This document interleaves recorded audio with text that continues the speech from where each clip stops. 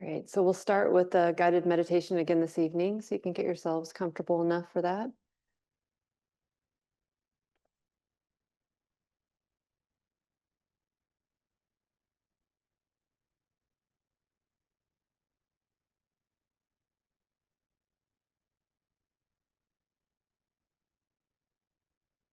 All right, take a couple of deep breaths just to invite a sincere connection.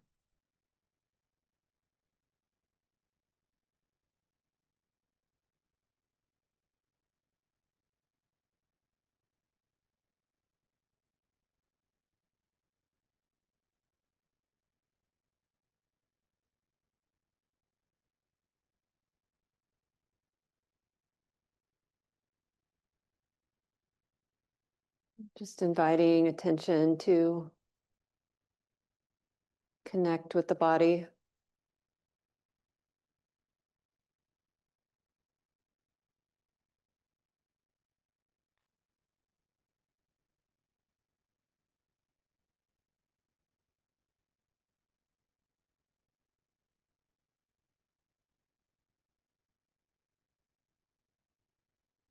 Remembering that we don't have to go looking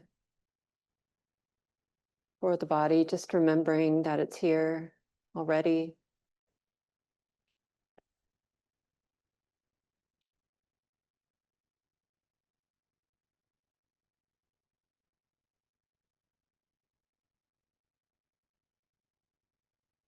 Just welcoming the body into the foreground of our experience.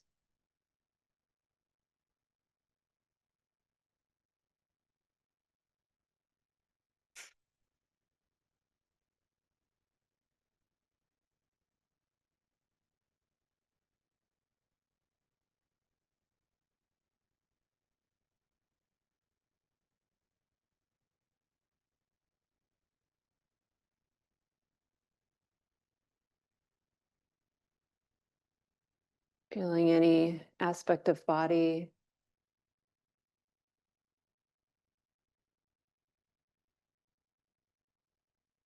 any obvious sensations or movement of breath.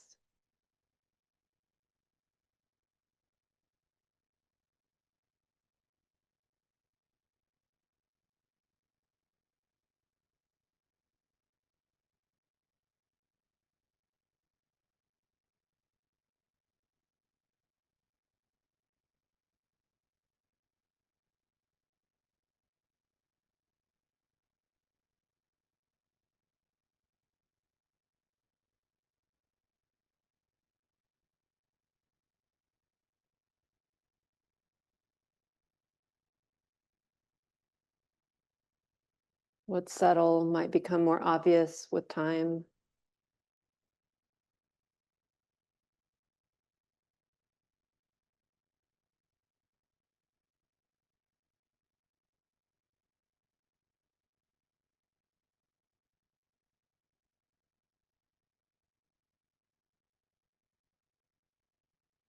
The weight of the exhale.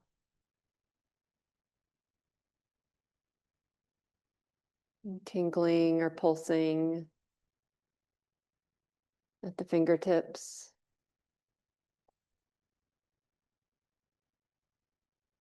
Or something else.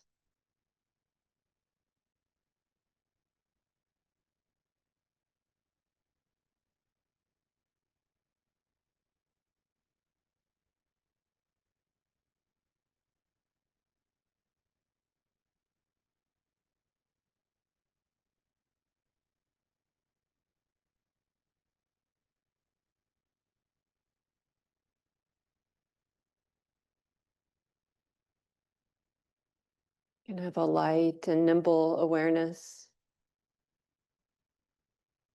that isn't bearing down on the sensations of the body.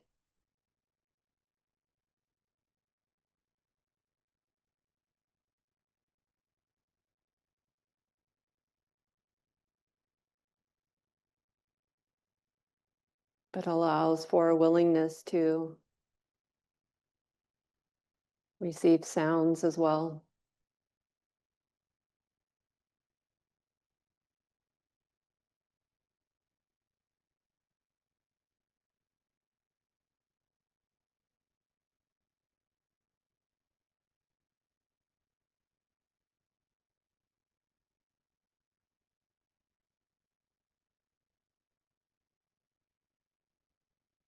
Taking a minute and getting used to what it's like to notice sound.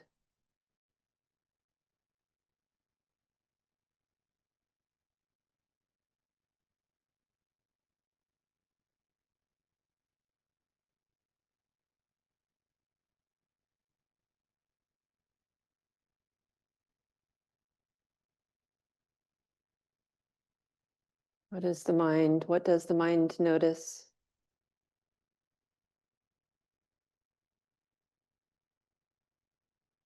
What's in the foreground?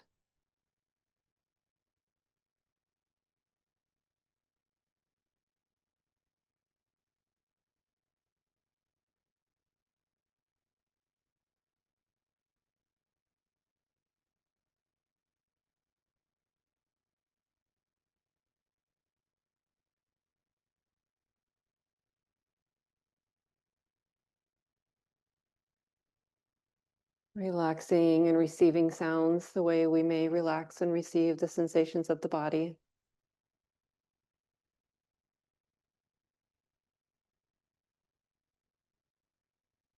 Resting back, remembering that sounds are already here.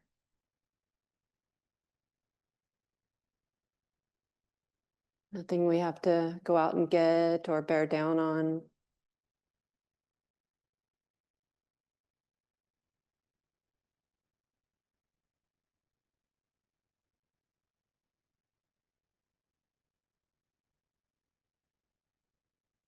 Cultivating an attitude of gentle curiosity.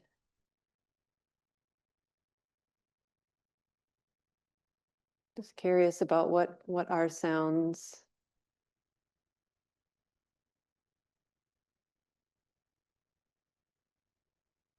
It's the nature of sound.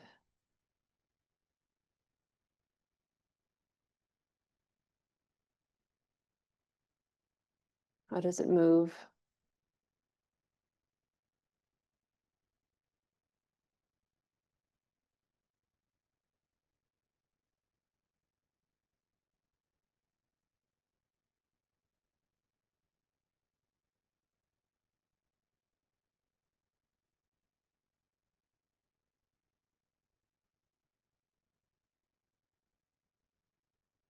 The mind picking out sounds.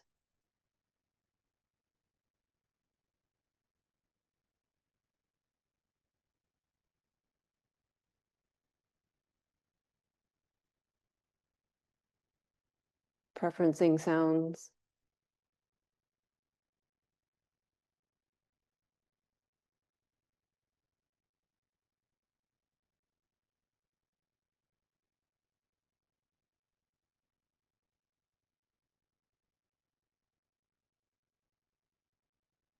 What kind of sounds are preferenced?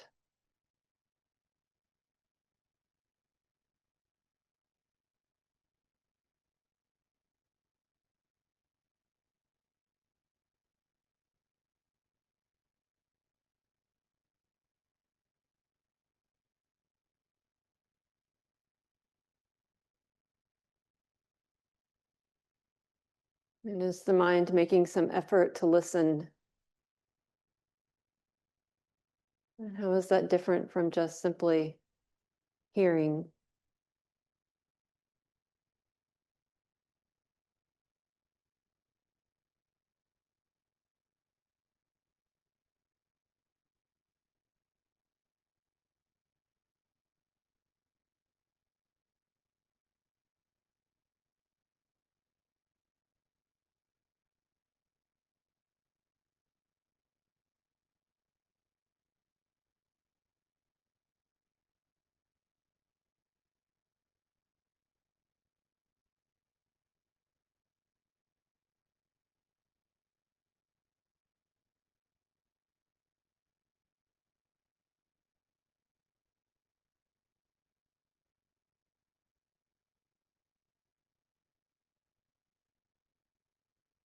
Simple recognition of sound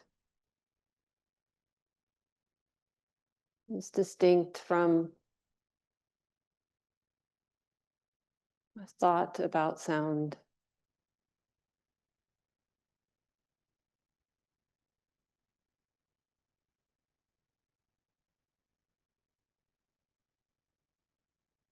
the concept of what we're hearing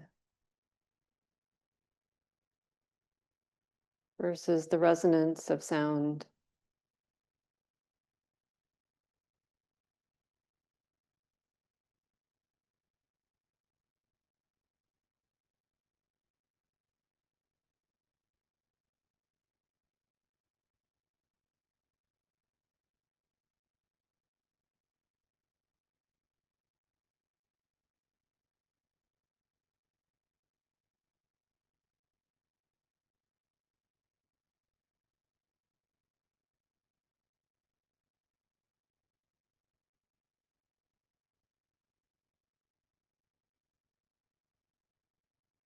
Inviting sound to teach us something.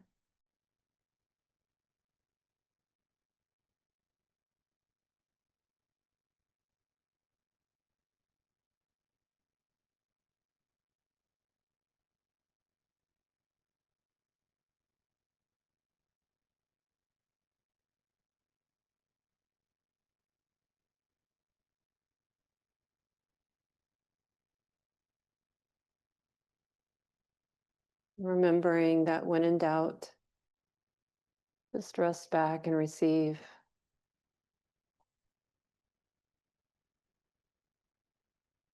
Softening any effort to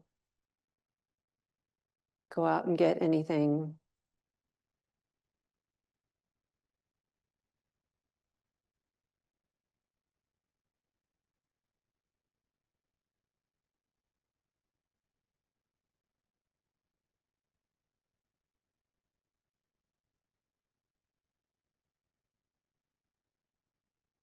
Relying on the energy of trust.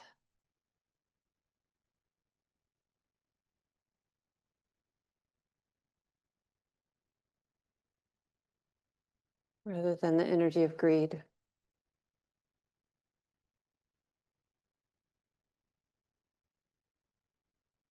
Continue like this in silence for a few more minutes.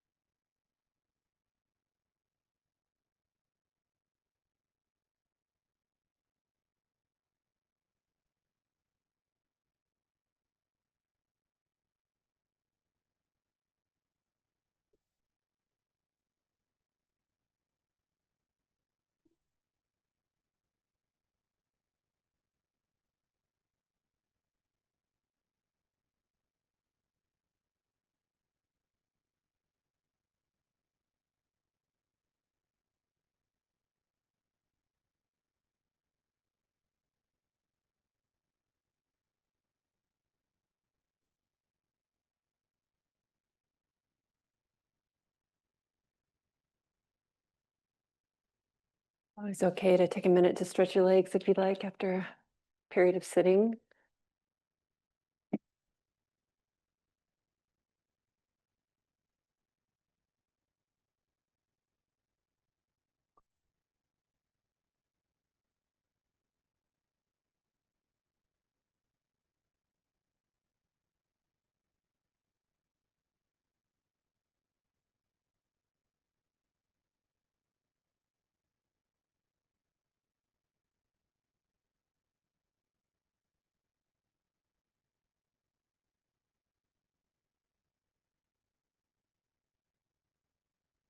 Share some thoughts again about the practice, and then Gabe will offer another meditation. Then we'll have a period of conversation again, like we have been doing these last few weeks. And as you've been seeing, we've been picking something and layering it in to hopefully build a broader picture of what practice is and how to engage in practice. So I want to talk a little bit about working with body pain, but first let me see if this is relevant. Has anybody had body pain yet? Just a few? Okay. Yeah, well, if you haven't had any of it, you will at some point. Probably in the next few weeks.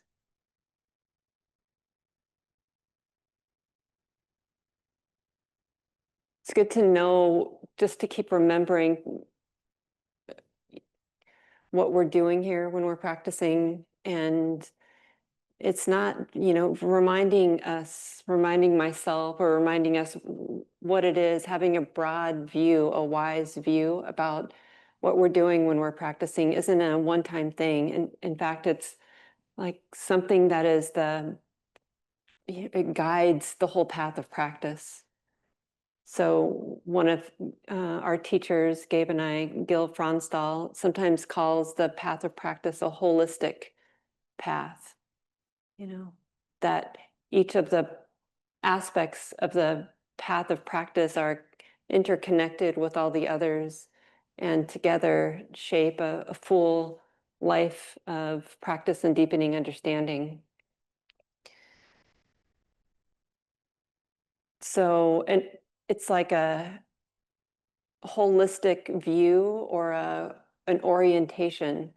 And Gabe and I have both said that different things at different times, like we're here to learn something. And that's a way of having a more holistic view of what we're doing here. It gives us an orientation. Okay, what are we here to do with practice? Are we looking to perfect something? Are we looking to get more of something and avoid other things? Or are we looking to just learn something? Right? And hopefully we can see that orientation is, I'm just here to learn something. It feels different than it does to feel like I have to be successful. And then define what success is, and either we meet the mark or we miss the mark, right? But what are we here to learn? We're learning something about the nature of experience, about the nature of life. What is life actually? What is the nature of what it means to be a human being? What is that? What are the components there? And going back to week one, we probably understand a little bit better now that what it means to be a human being is maybe not what we thought before we started practicing. I might have all these complex, really fun ideas of what it means to be a human being. And it's not that those aren't wrong, or it's not that those are wrong, but with practice, it's like very simple. Okay, being a human being is made up of the five senses and what's happening in the mind. The mind is thinking, emoting, relating. And so it's not that personal, actually. It's just the body and what the body's doing, and the mind and what the mind is doing. Yeah. And when we orient like this to understand something that's complex in more simple terms, it can be freeing. And that might feel odd, but the freedom that we feel is like the mind that sets down, making it more than that. It's the mind is setting down, making anything more than what it is, making thinking more than what it is, making being a human being more than what it is, making experience more than what it is.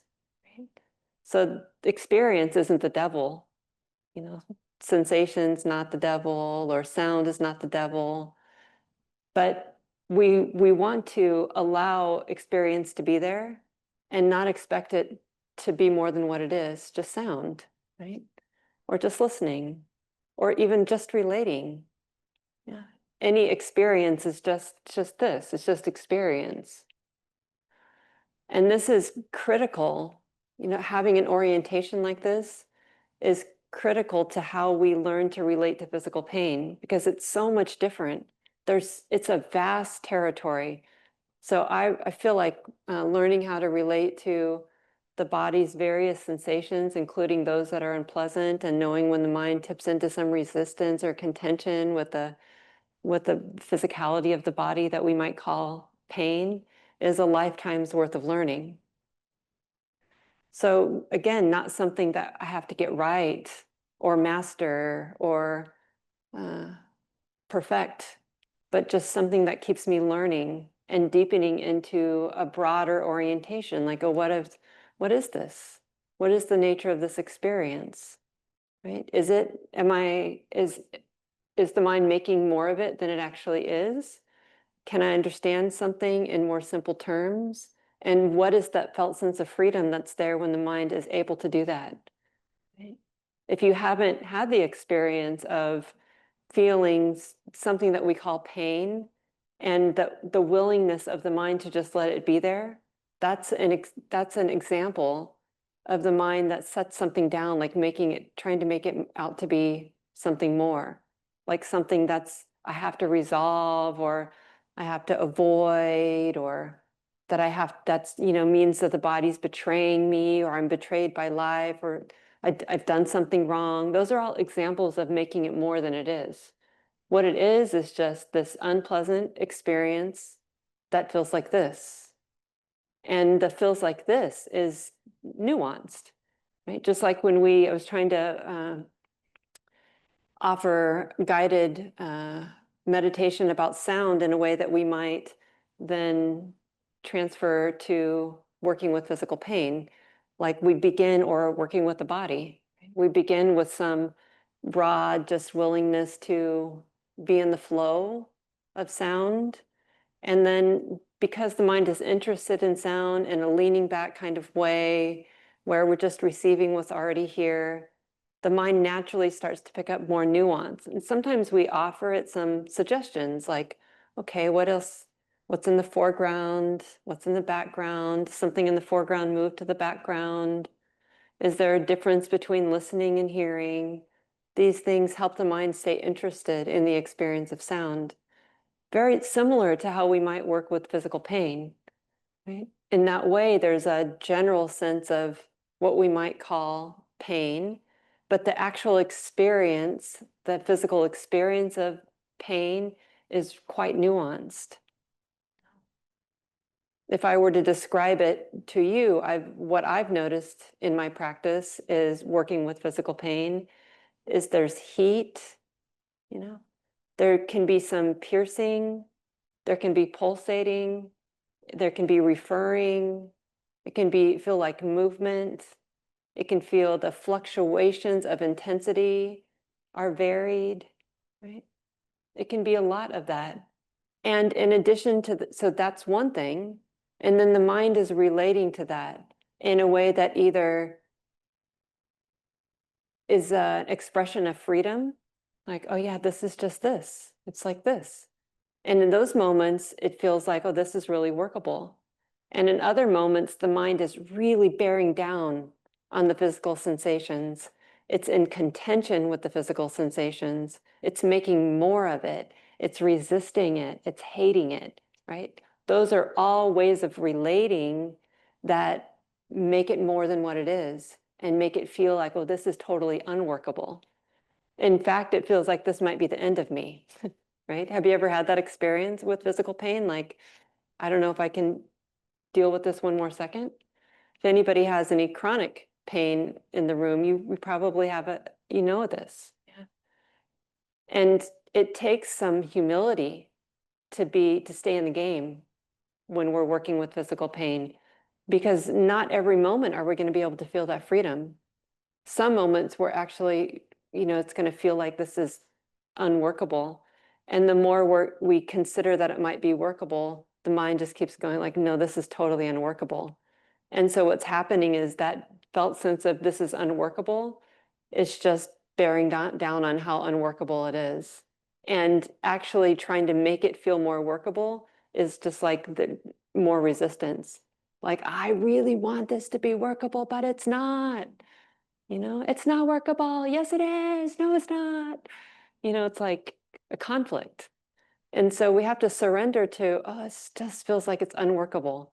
And then be curious about that as an experience in and of itself. What does it feel like for this to be unworkable? What's that like? Right? So not out of the game when we just surrender to the way it is.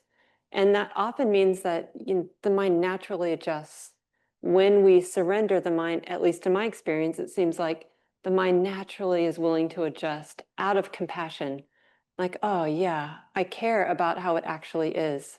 Not how Gabe told me it should be, or Shelly told me it's going to be, or from something I read in a book, or because I'm trying to perfect this art of meditation and make this moment more workable than it actually feels like it is, but because I'm actually letting life teach me something right now.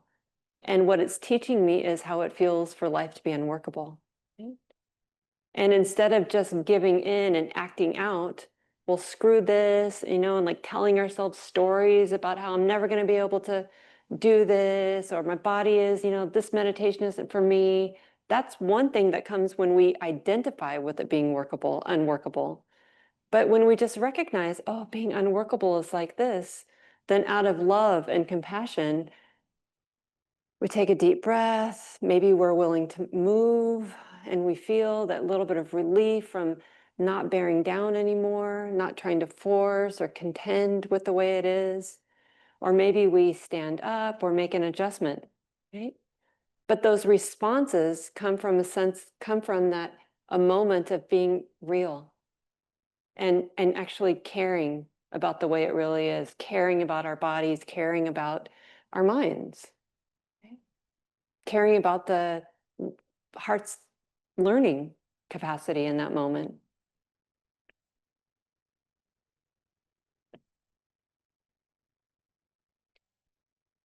And it's good to remember that pain, the body's pain mechanisms, are evolutionary.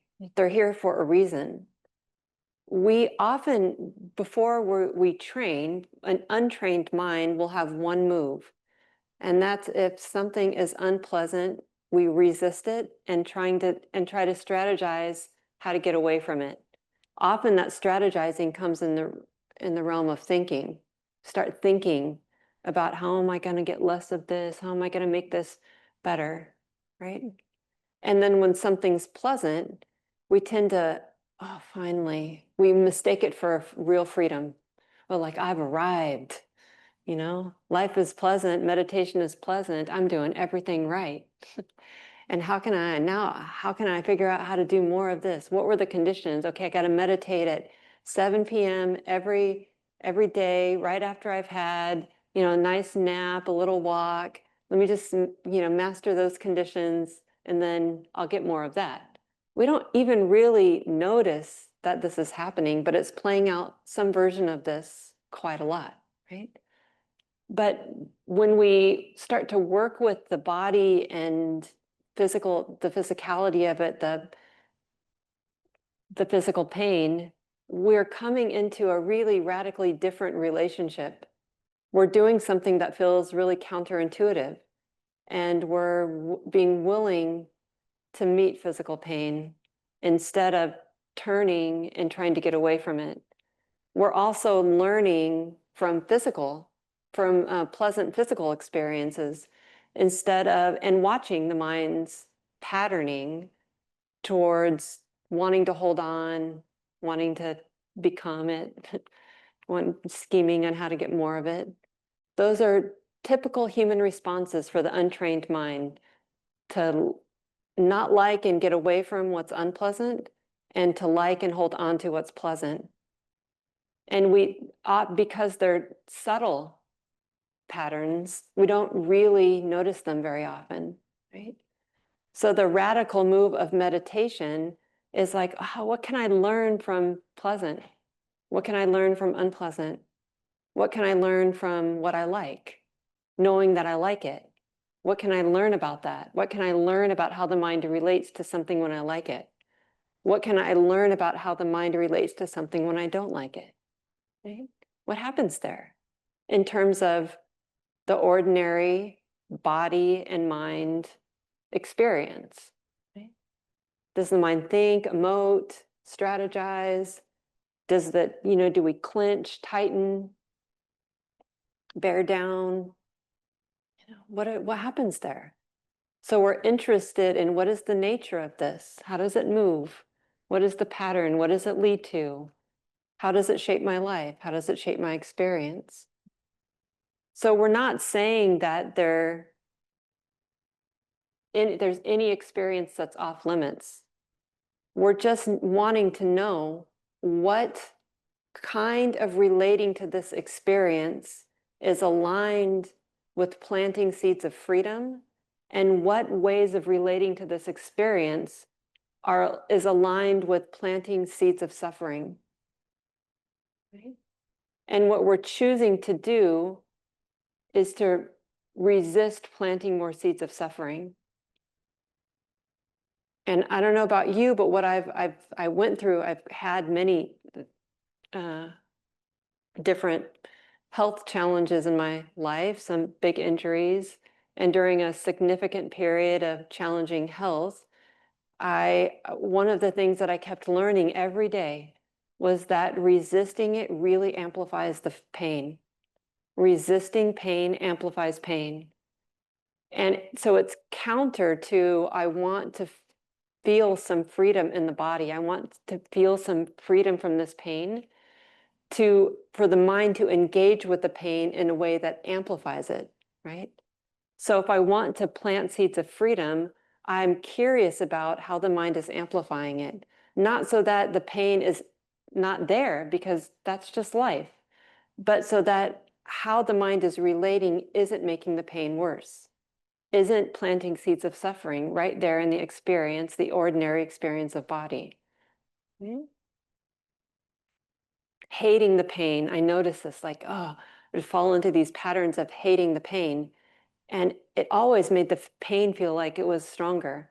And then but we have to be able to notice when that hating it falls away, how it feels then, in order to know that the hating it makes it worse, right? So that's one of the things that I'm going to suggest for home practice this week, is to notice when there's a lightness to the mind in the way it's relating to experience. And what does that feel like? And noticing when there's not that lightness, and how does that feel like? And really tuning into that sense of lightness with life as it is, trying to understand that, right? So we know the difference there.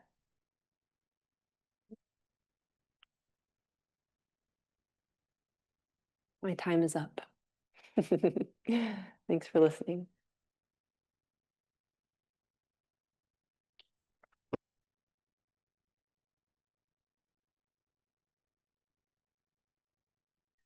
Let's stand for just a minute and just stretch out before we sit again.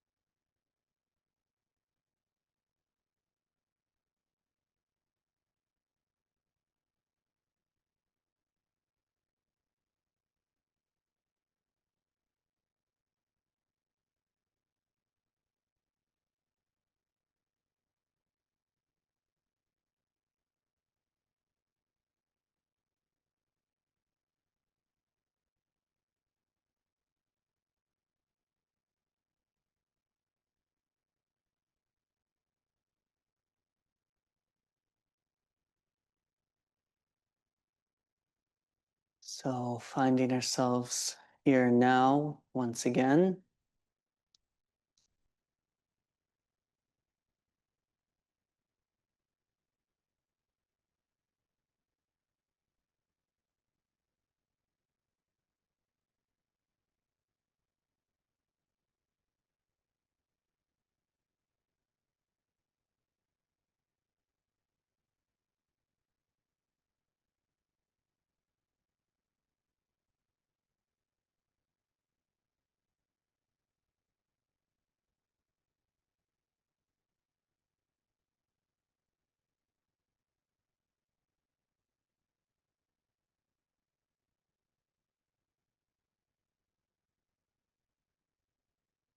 How do we know that we're here and now?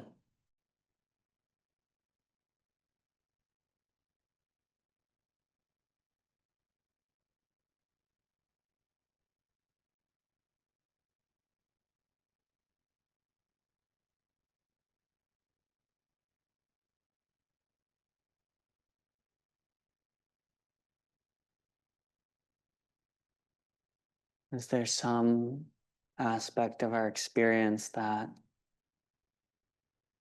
in some way reminds us that we're here and now?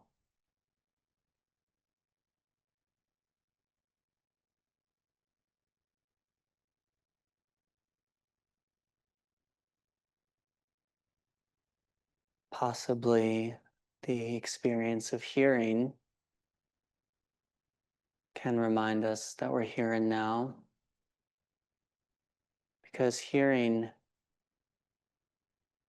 is happening here and now. Not the thought of hearing, but the actual moment to moment unfolding that we call hearing.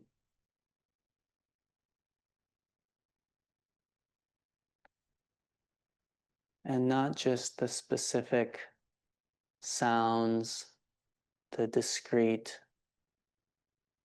clicks and words that I'm saying, things that pop out that we recognize and maybe have a name for, but the continuous knowing of this field of hearing, almost like we're settling back and letting sound and hearing wash over us or wash through us with no intention to pick out, hold on to any particular sound.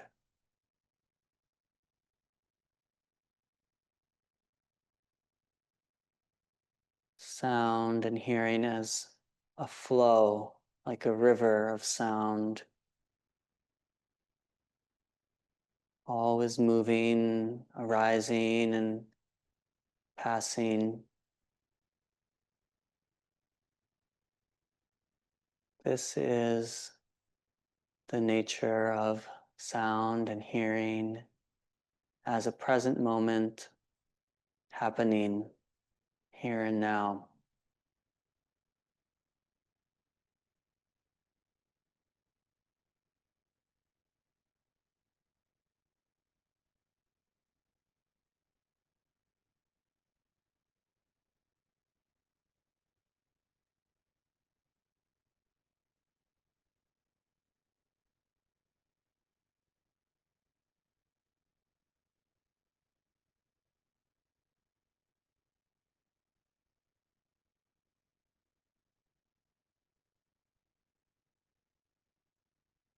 Maybe as if we were sitting back, settling back, and listening to music.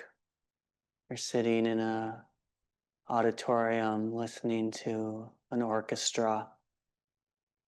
And instead of tuning in to one instrument, we're just settling back and receiving the entirety of the music, of the sounds.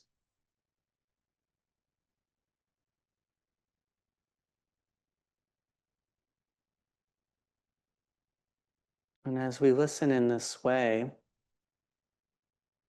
we might also notice a background sound. Maybe in this room, it's the sound of the air, the blowing, the blower.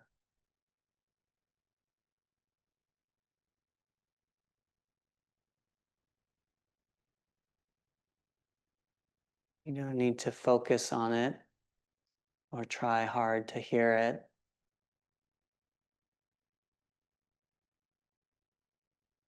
But if you notice this background sound,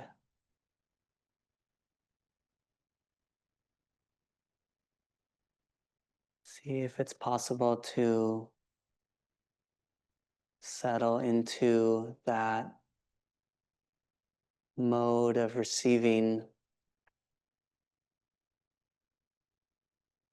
as if the whole field of hearing is a vast canvas,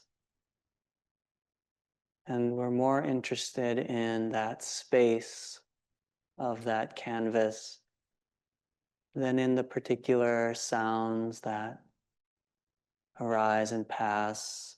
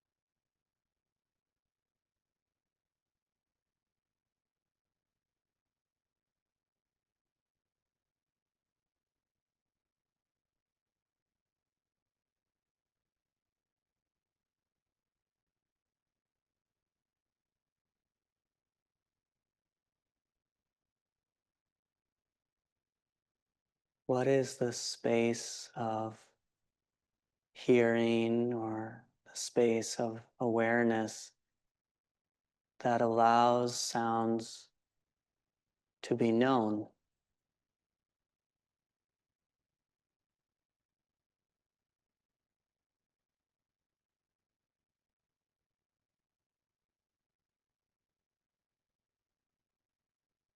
Is there a way to settle back, to put down the deep habit of being the doer, trying to make something happen, trying to understand, and appreciate this space of awareness, this space of hearing that's effortlessly happening on its own?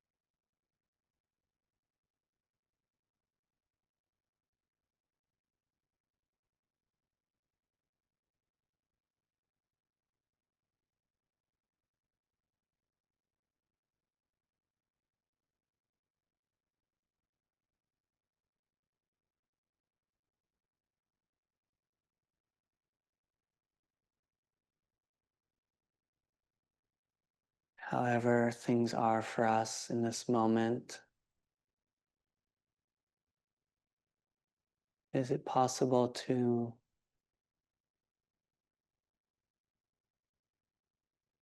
know whatever we know in a way that is simple? It's just this being known in the space of awareness.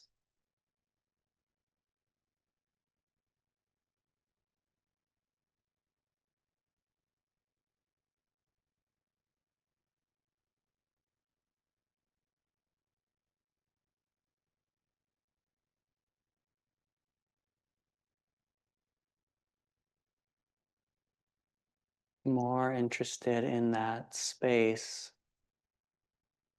of awareness, the space of hearing, receptive space,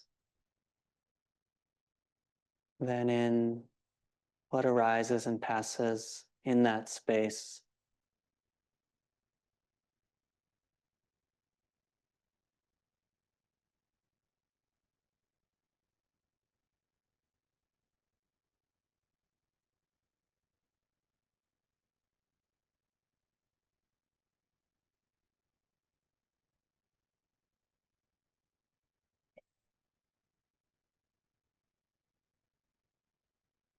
Can we relax with that space that's here and now?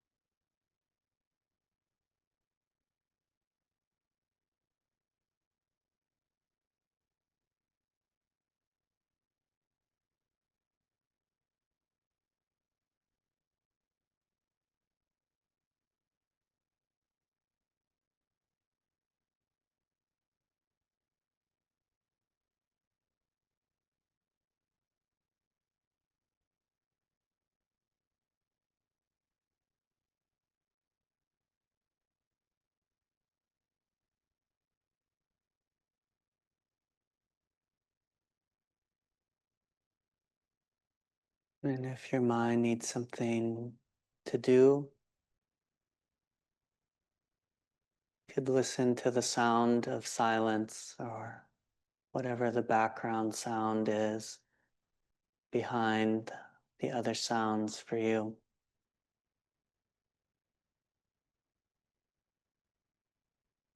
in a relaxed way.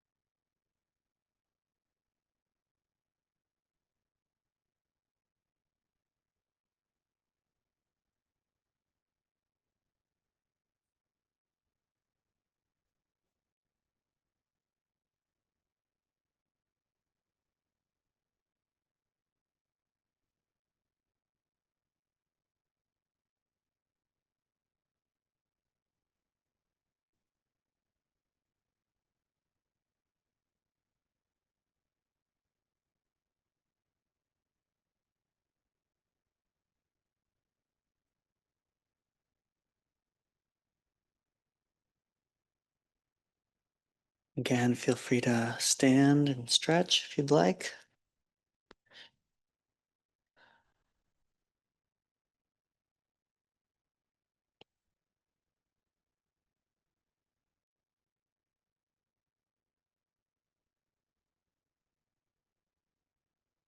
So we have time now for any questions or reflections on what we've offered today or previous weeks, or what you've been exploring in your home practice. How that's been going would be nice to hear as well. So what comes to mind for people? And George has the mic back there and we'll get it started. And then on Zoom, we can go back and forth maybe between the room and Zoom. But yeah, please.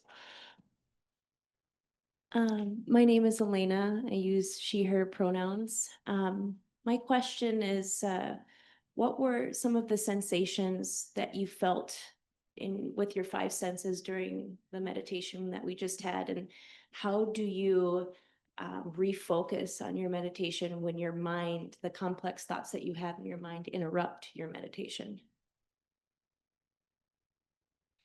Well, like I was guiding, this meditation in particular was encouraging us to experiment with being aware of sound. So that's what I was, you know, listening to, and particular that background sound was exploring that as a place for my mind to sort of rest and really be interested in that flow. Like I was hearing the background sound of the blower in here, and it's not a concept, right? Like I can say those words, but the actual experience was, sound, and it's kind of has this vibration and subtle changes. And I found that for periods of time, maybe not long periods, but it my mind could sort of follow that flow and sort of just be content to be with that. And then, I'd get interested in the thought, like, am I guiding this meditation right? And then at a certain point, we can't choose. When we're lost in thought, we're lost in thought. We can't decide to wake up from having been lost in thought. But at a certain point, sort of a miracle, we do wake up from being lost in thought. And how do we know that we've woken up from being lost in thought? We know that we were lost in thought. We know that. We know, oh, I've been thinking. And we might know, oh, I was thinking about this or whatever. We're aware again. And so this is a really important moment in our mindfulness practice, because it's a moment where if we take a moment then to kind of appreciate the difference between what it's like to be aware now, having been lost in thought, and what it was like, we almost have a memory of the moment just before of having been unaware, thinking, caught up in some story or something, lost in that content, and totally unaware that we were thinking about that, or that we were sitting here, or that we were intending to be aware of sound, or whatever it might be. And that is a big part of our practice, is just getting to know the difference between being lost in thought and being aware. So it's worth taking a moment in that moment and to see, again, and maybe any emotion or effect of having been lost in thought. Maybe notice if there's a habit then to judge ourselves, like, oh, I'm so bad at this, I'm never going to get it. And to see, oh, that's just another thought. But now that thought is being known here in this moment. And being aware, I know that I can now, turn my attention to sound or whatever the primary object that we're working with is, in order to continue getting to know the experience of being aware. And then at a certain point, we'll lose it again it's not our fault. It's just the habit of the mind to get lost in thought. And so it's important. I think the main point I want to make here is it's important to not judge that or think that that's a problem or a mistake, because the mind will wake up again, and we can actually appreciate that moment. It's like a happy moment. It's like a moment to celebrate. Oh, I'm aware again. How great.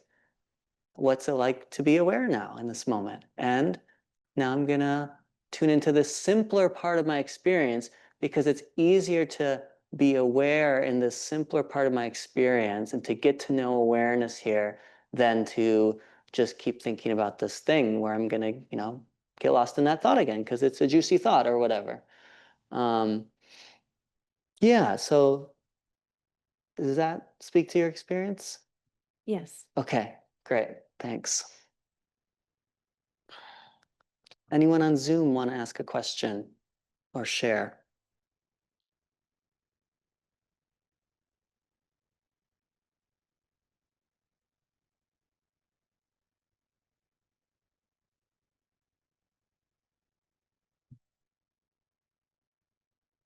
We touched on this. Say your name for everybody. Oh, I could. Gabriel. My name is Gabriel. Mm. Hello.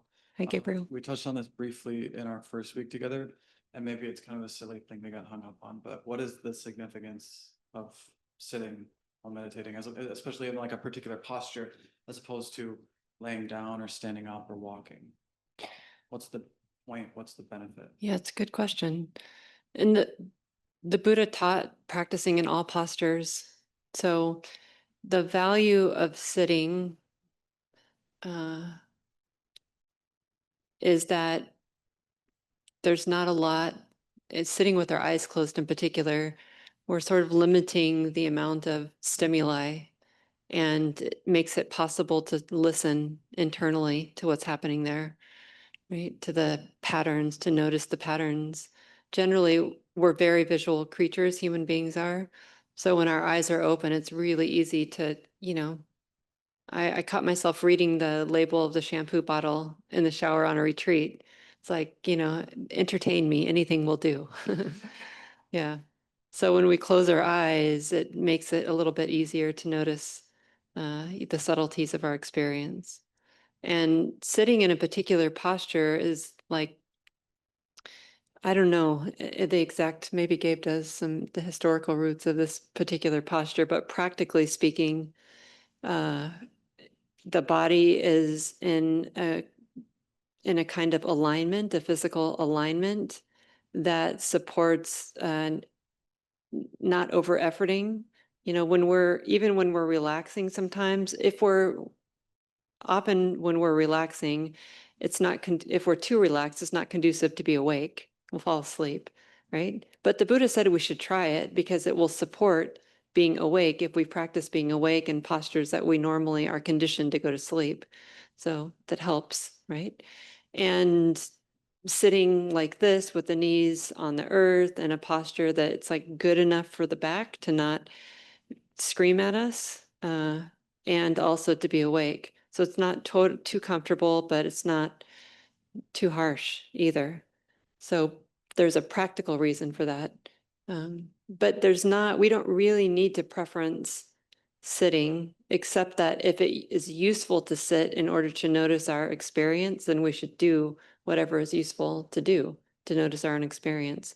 And sometimes it might mean that standing is a better posture for us, right? So just standing for a half an hour can be useful. I stand quite a lot in practice. It feels good for the body, and especially after lunch or something like that, do some standing meditation instead of sitting meditation, because the sitting meditation feels a little bit too comfortable.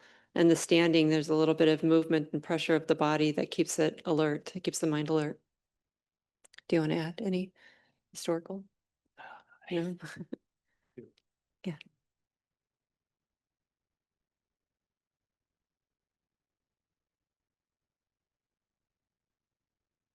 I'm Kristen, and I just want to say thank you so much. The gratitude for the preparation and the notes and the flow and the naturalness, and there's no pressure and there's so much ease in learning in order to absorb. And I just want to say thank you so much for that. Thanks, Kristen. Thank you for being here and here kind attention and your sincere efforts. It's a mutual process. So we wouldn't be here if no one else was here. That was fun. Yeah, maybe let's just quick check if anyone on Zoom. You just raise your hand or unmute yourself at any point, and we'll come to you. But if no one's biting, oh, there's someone, and then we'll come back here. I have a question. My name's Jamie. In Seattle, I use they, them pronouns. Let me see if I can articulate it. I think that you all touched on this already, but with like working with being in the body, sometimes like I feel sort of like scattered where I'm like focusing on my breath, and then I'm like focusing on my hands, then I'm focusing on my feet. And is there like I don't know, like a body anchor sort of, or sort of, I don't know. It reminds me of like when I started working with like an anchor, when I started meditating, and I would go to the breath and then I would go to sound, and I would have that sort of scattered feeling. Yeah, there's a question in there, I think. Yeah. Yeah. Well, it's what comes to mind is because we do incline, this is my understanding, and Shelly mentioned Gil Fronsdal, and he made this point in a clear way at a retreat I was at last April or last May. But sort of meditation, like it's intended to be calming. Calm is important. Calm is part of the practice. It's not the only part. There's a balance between, like Shelly was saying, between calm and being awake. But calm is part of it. And for different people at different times, that may be, and I think just for a lot of us, just given the pace of life and the amount of information we take in every day, calm and just culture, calm can sometimes use a little love. Like it's not necessarily something we've trained in. And so kind of our default can be that scattered, that scattered mind. Does anyone relate? Not just me. And what supports things settling? And it turns out that the heart and mind naturally settle and gather when they're happy. And it's kind of opposite than what we might think. We might think, I need to put a lot of effort into my meditation, focus really hard on one single point, and then gather my mind there and block everything else out, and then I'll enter this tiny space where then I'll be happy. And maybe you could have some success doing that, but it would also be really tiring in my experience, and maybe it just end up being frustrating. And then, it's like you're trying to corral something, as opposed to what part of my experience am I already naturally, really easily, obviously aware of here that maybe already feels somewhat grounding or settling, kind of like that my mind already likes to be aware of in some way. So this is where we kind of give these different options for a primary anchor, but then it's really, the question is, what does your mind have some attraction to or some affinity for? And you may need to keep trying things. And but that's kind of my main thing I want to say, is that it's okay to sort of choose something that feels good, or at least neutral. But since you mentioned the body, I'll just quickly mention, like for me, like just my butt on the cushion, because it's a clear sensation, it's obvious, or my hands wherever they're placed, like my hands on my knees or something, as places to touch into that are clear and neutral. And just that clarity and that neutrality can feel pleasant in comparison to just the whirlwind of my mind and all the other things, because sometimes other parts of the body can be more charged with emotion, like the chest, gut, but the hands, there's clarity there, but it's not really an emotional center. And, same with the butt on the cushion. So those are just a few suggestions. Is that helpful? Yeah, that was. Thank you. Great. Thanks for that. And then we'll go over here. Yes, my name is Sierra. I'm actually really glad that question came up right before my comment here. Raise because I your don't hand. What was that? Go ahead, Sierra. We've got a question here in the hall. And then we'll go to Zoom. Go ahead, Sierra. Okay, cool. Yeah, not really a question, but kind of an offshoot of the last question there. I was just going to share some of my experience meditating and some things I've learned over the past few weeks, but I really liked, Gabe, your opening question today of like, how do you know that you're here and now? And for me, I immediately, when I like settle in and I decide like, okay, like, I'm going to try to just be present, I immediately feel like a sense of opening and especially like a resonating with whatever space I'm in.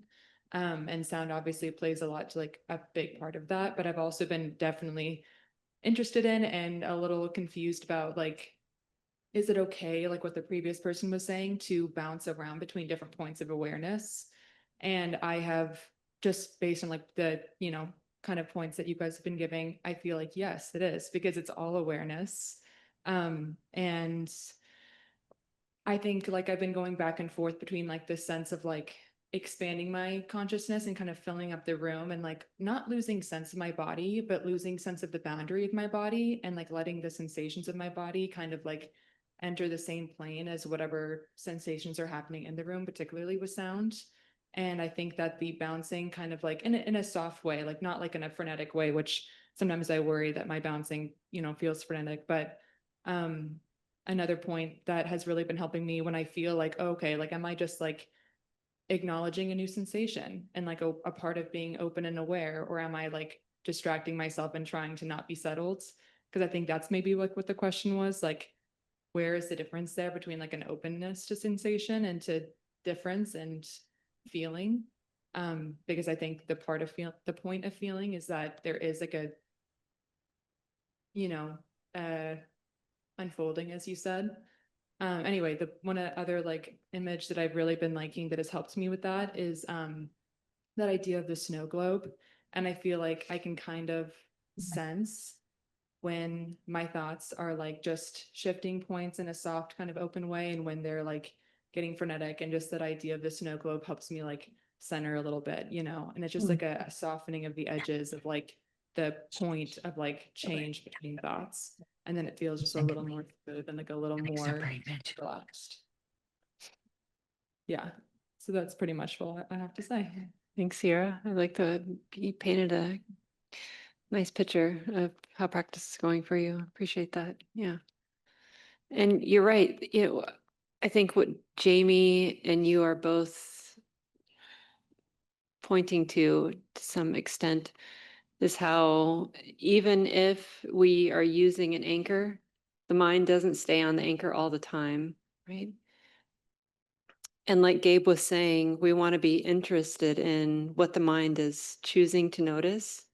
And also, if we've made a decision to practice in a particular way, just to play that out, because we'll learn the most from that. But there are different ways to practice, and we'll get to what is sometimes called an open awareness uh, or choiceless awareness is another phrase for it. Sometimes I'm just naming that because sometimes you'll hear that and then you'll go, oh yeah, I know what that is. So we'll get to that. We'll practice in a more way that's awareness is accepting different experiences, changing experiences, noticing changing experiences. And when we're practicing with noticing a particular part of our experience, a particular aspect of our experience, like just being with the body, then it can be useful, at least for me, for the mind to just stay with that instruction, because sometimes what we're not seeing is that I'm just that we're kind of playing out our preferences. And oh yeah, I don't want to do that. I'd rather do this. You know, I'll notice that too. Like, oh, I don't want to. It's too hard or something like that. You know, that feels natural to me. Let me do what feels natural to me. But we're training in cultivating different grooves. Yeah. So embodiment is a groove that doesn't get trained very much. Just like Gabe was saying, calm, you know, doesn't, it needs a little more love. Yeah. So that settledness of mind, we can sometimes start to feel it when the mind is not looking for something else to make us happy. Yeah. So sound, just sound as an anchor, breath as an anchor, body as an anchor, it can be useful to practice that way. And then we also practice not holding too tight to those experiences so that if something else is predominant, we're not resisting it, you know? Like if you're noticing this body sensations and sound just kind of filling up the room the way that you said, if that's predominant, then you're not holding so tight, like, no, I got to notice the hands on my knees. You're like, oh, yeah, it's like this right now. And then at some point, you'll remember, like, oh, hands on the knees. That's how I've decided to practice. I'm going to go back there. Yeah. So the mind is choosing something in that way. Yeah. Is that supportive? Oh yeah, for sure. Cause I feel like, yeah, definitely. It's interesting that I did not realize that like an open awareness was like a type of meditation. Yeah. But I definitely do think I've been trying, I don't particularly like focusing on my breath for some reason. So, but I have like tried a little bit to be like, okay, like not just following a preference, you know, Mm-hmm. just kind of committing to something. But I think a big thing that I've gotten from meditation so far is just like this compassion. And like, for me, I just like think of it as a softness and like a forgiveness and just like a, okay, like this, I'll come back around, you know, and if I have to like let go, like I know I'll come back and like I'll just let that process happen. And then maybe I don't even get back to it in this session, you know, but like eventually I'll be ready to come back to this. And then there we are. So it's gonna be okay. Sounds great, Sierra. And there was someone on Zoom, I believe. Oh, yeah. There we go. Hi, it's, I'm Marion, and a lot of what you're talking about probably, if I take time to process it, will help with what I'm going to ask. And I think you've already touched on it, but I found myself this, and thank you for this opportunity because I'm a very distracted person, and can be very high, anxiety, and this has been always from the first time years ago trying it has made a difference. But what I found today in that last meditation was suddenly a lot of discomfort and pain, not because of the meditation, but whatever reason it came up. And I kept trying to remember what you said about pain and how I was trying not to go away from it, but at the same time, not being able to find a place for it. And I don't, does that make any sense? I don't know. Hmm. Well, yeah, we don't like pain. So when it arises, it sort of pushes our buttons and we can think it shouldn't be here. It's getting in the way of my nice meditation. And Right. I think one thing that Shelly said that is relevant here is that resisting pain makes it bigger. And they've actually done Right. Okay. clinical studies that show this, that pain is partially a subjective experience. And so, yeah, and just that our relationship to it really matters. So, we've said this word so many times that it can lose meaning, but relaxation, and especially when there's pain, it's such a counterintuitive thing to relax with pain, Right. but it really challenges that kind of really deeply held belief and just reflex almost that pain is dangerous. And certainly pain can be a sign that we're in danger and we need to get up because we're hurting our knees. So that is something that you want to be aware of, that difference. But sometimes pain is just pain. It's just Right. part of being alive. It's not a sign that we're injuring the body. And you can even, think that. You can, if that's helpful, you can even bring that thought in. Like, no, I don't think I'm injuring the body. If I'm sitting in a way that is injuring the body, or, if I could adjust my posture so that my body's a bit more easeful, that's why we take some time at the beginning of a sit to, really respect the body and try to find a posture that isn't putting pressure in a way that's harmful or uncomfortable. So we do take some care to try to sit in as comfortable a way possible while also still being upright. And yeah, so we can bring in that thought that, no, I'm not sitting in a way, I'm not injuring the body. This is just the nature of the body. The nature of the body is to experience discomfort. I think it's in the Buddha's discourses, some little phrase like movement masks dukkha or stress or discomfort. This word dukkha has a lot of meanings, but in this example, like, because we're just to sit still is the point I'm making. Just sitting still, we're going to notice that nature of the body that has discomfort. And instead of seeing that as a problem to be avoided, the opportunity in meditation is to see it in that way, that this is the nature of the body, and it's an opportunity to relate to discomfort, just the very ordinary, not dangerous discomfort of the body in a new way, in a way different than the way I usually relate to it. Like with relaxation, even with interest, like what actually is this experience that I'm calling discomfort or calling pain?